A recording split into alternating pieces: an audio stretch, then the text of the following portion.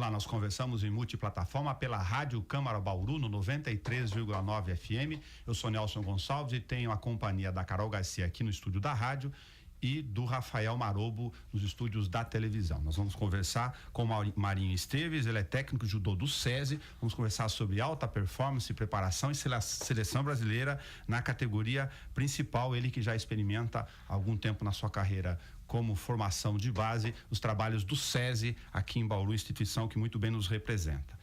Vamos fazer do ponto de partida, agradecendo a sua presença aqui, Marinho.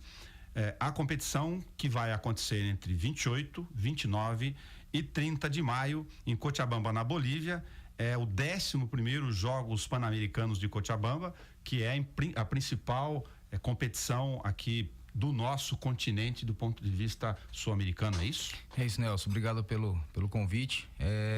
Os Jogos Sul-Americanos de Cochabamba é o principal evento sul-americano aqui, né? Um evento muito esportivo, onde os países da América do Sul levam muito a sério essa competição. 14 países, 35 modalidades esportivas e 377 competições para as pessoas terem uma dimensão dela. Isso, é uma competição onde vai reunir diversos esportes, é uma Olimpíada do nosso continente, né? Da Sul-América aqui. Então uma competição bem forte na classe sênior e a gente espera estar bem representado lá. Marinho, você tem uma experiência na formação de base, que ela é fundamental, falar o óbvio aqui, mas o óbvio é importante para pensar em ciclos olímpicos, a formação de atletas para a gente poder, em alta performance, ter condições de subir no pódio e, lógico, representar o país. Há quanto tempo você tem experiência com esse trabalho no SESI? A base do SESI, o trabalho no SESI, essa volta do judô no SESI aconteceu em 2009. Eu passei num processo seletivo, vim para o SESI Bauru, eu sou natural da região de Araçatuba, mais especificamente Guararapes. Nós começamos em 2010 com a formação. Qual a idade quando a gente fala em formação? A partir de quanto? O trabalho hoje com a equipe de competição lá é 14 anos, mas lá no SESI temos a iniciação, o aperfeiçoamento e a equipe de rendimento. Então é a partir dos 6 anos a iniciação, com 10 se tem um destaque, ele pode passar para a equipe de aperfeiçoamento, e a partir de 14 a gente já tem um olhar mais direcionado para os atletas que têm potencial para compor a equipe de rendimento. Vamos dividir para os pais aqui, que lógico têm interesse e devem tê-lo em relação à formação da atividade física, porque isso envolve outros elementos fundamentais para o desenvolvimento da criança. Qual a idade para um pai procurar o SESI ou procurar esportes de alguma natureza para o seu filho? No SESI tem o programa Atleta do Futuro. O ano que a criança completa 6 anos, ele pode se inscrever. Então, a partir dos 6 anos de idade ou a completar naquele ano, ele pode se inscrever no programa Atleta do Futuro do SESI. Judô, natação, futsal, voleibol. Então, são vários esportes. Vocês consideram iniciação, que é as primeiras fundamentações, até que idade? Nós temos a fase multiesportiva, que é de 6 a 8. A pré-desportiva de 9 e 10 anos, aí depois o esporte propriamente dito, que é esporte 1, 11 e 12, esporte 2, 13 e 14 e o esporte 3 de 15 a 17, isso falando de iniciação. Você é técnico da seleção brasileira, convocado pela primeira vez na categoria principal, já tem experiência nas outras categorias. Em que idade ou em que momento da sua experiência é possível perceber em determinado atleta, nesta fase inicial, que ele tem potencial para ir mais longe? No nosso programa do SESI, após o Atleta do Futuro, nós temos o programa Treinamento Esportivo, que aí a partir dos 10 anos, não antes disso, ele começa a ser inserido em alguns festivais e torneios. E aí esse programa do SESI é dos 10 até os 19 anos, que é o treinamento esportivo. Ele compete na divisão de aspirantes, participa de torneios amistosos na região. Então, a partir dos 10 anos no SESI. Antes disso, ele só participa de festival, eventos mais locais, eventos de inclusão e de participação. Mas é mais ou menos nesse referencial já de 10 anos, então, que o olhar de vocês fala, opa, esse menino ou essa menina... Essa é a idade mínima, né? Tem uns que vão despontar um pouquinho mais tarde. Para competição propriamente dita, não antes dos 14 pra gente. A gente pode até detectar de 10, 11, 12, 13, mas ele continua ali no aperfeiçoamento. Quando ele vai fazer 14 para 15 anos, e aí é nesse momento que a gente traz para a equipe de rendimento. Que desabrocha de fato. Isso, aí a gente fica ali 14 para 15, 16, a gente trabalha com ele esses 2, 3 anos, aí a gente tem uma certeza de que a joia está lapidada. Outra informação para o público em geral, são atletas que estudam no SESI e praticam atividade esportiva, não são as duas coisas necessariamente interligadas? Não, não são interligadas. Tem alunos do SESI, sim, como é o caso do Marcos, é aluno do SESI desde o primeiro ano do fundamental, hoje está no ensino médio e atleta do SESI. Como tem alunos de outras escolas, tem alunos que estudam em escola estadual, tem alunos de escola particular, no geral. Para falar em formação de base e pensar em ciclo olímpico, que é um estágio que todo atleta tenta almejar, é a relação de resposta do país, nós temos que falar em estrutura. Você comentou conosco aqui na relação fora do ar sobre essa oportunidade que o SESI dá da estrutura local de visar essas etapas de formação, mas ter condições de desenvolvimento do atleta a ponto de chegar na Olimpíada. Exatamente, a estrutura física do SESI é fantástica, né? Tanto é que o projeto de rendimento esportivo no SESI começou após a Olimpíada de 2008, onde foi visto que o Brasil não teve um bom resultado. O nosso presidente, Dr. Paulo, olhou e falou: nossa, a gente tem estrutura, vamos usar o SESI, vamos colocar o SESI à disposição para desenvolver e vamos incentivar o esporte de alto rendimento. E aí começou com polo aquático, foi criando o corpo. Hoje nós temos várias modalidades: basquete, vôlei, judô, triatlo, natação, atletismo. São várias modalidades competindo no alto nível.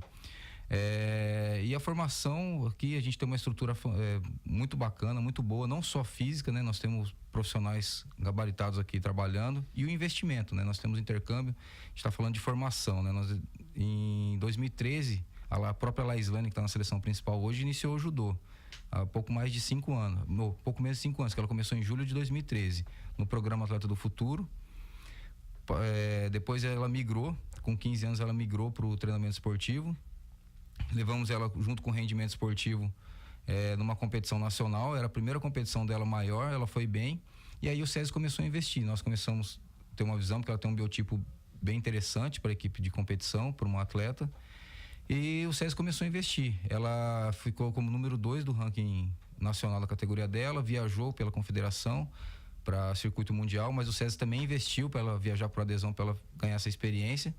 E agora, no final do ano passado, ela ganhou a seletiva olímpica, com apenas 17 anos, é a caçula de toda a equipe brasileira e está na seleção principal. Você está falando da Laislane Rocha, que é a campeã do Aberto Pan-Americano de Santiago 2018. Isso, Laislane. Começou em 2013, no judô no SESI, no Atleta do Futuro, nesse programa que eu acabei de explicar para você de iniciação.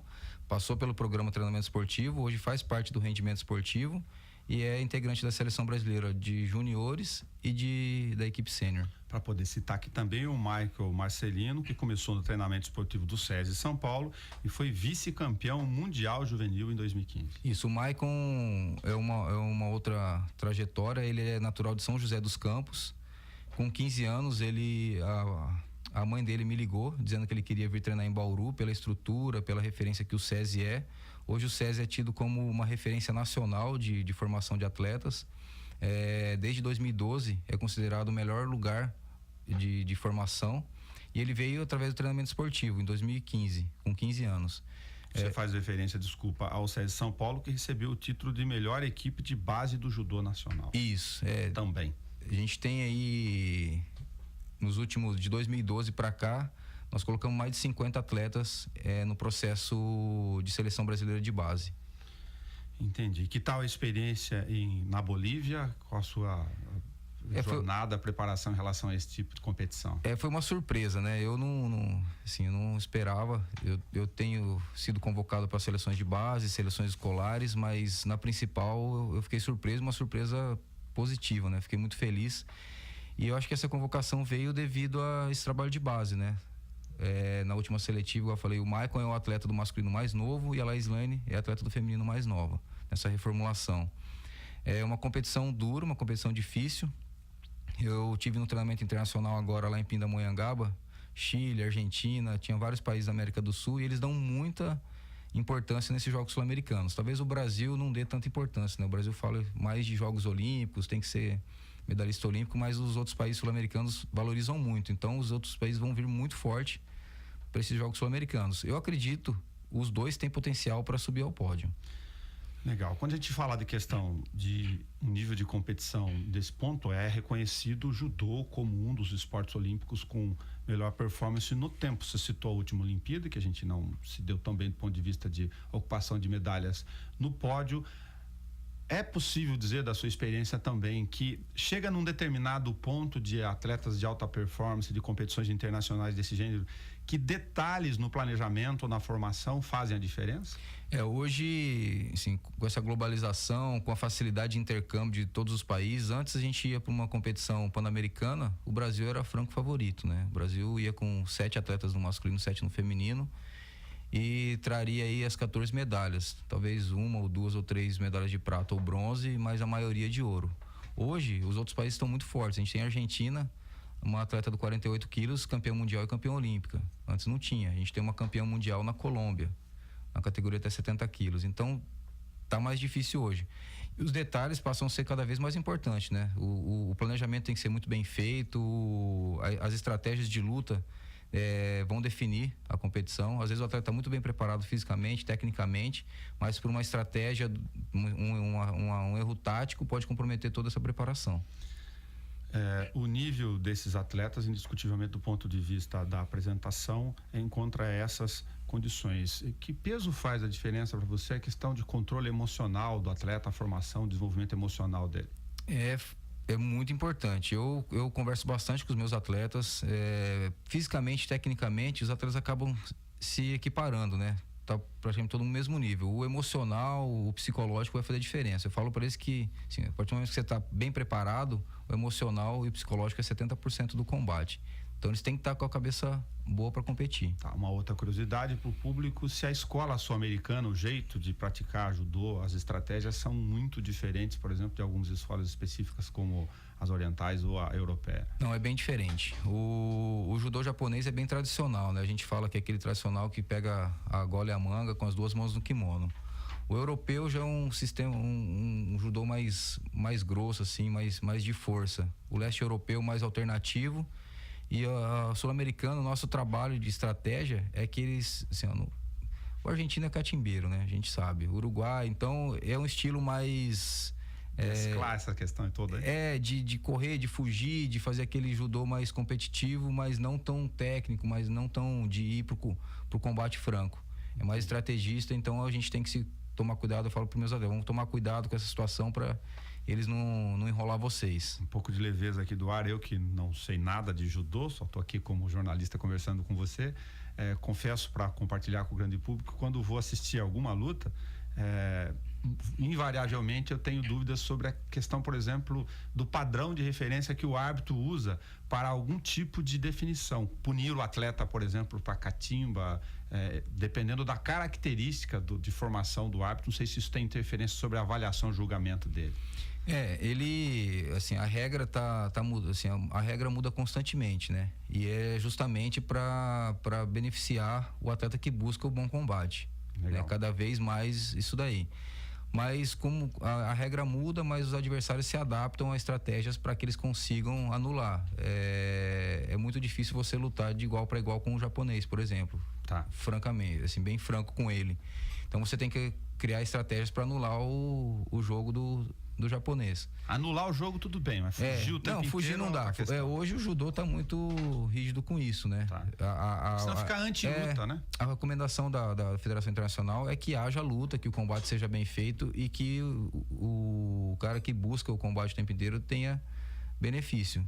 A regra tem mudado para isso, até mesmo para atrair o público, né? O leigo, a pessoa que está ali, está passando de canal e fala, tá passando aqui na TV, vamos assistir, ele está procurando isso. Até mudou a regra, porque antes tinham vários pontos, né? Kokai, Yuko, Vazar e Pon.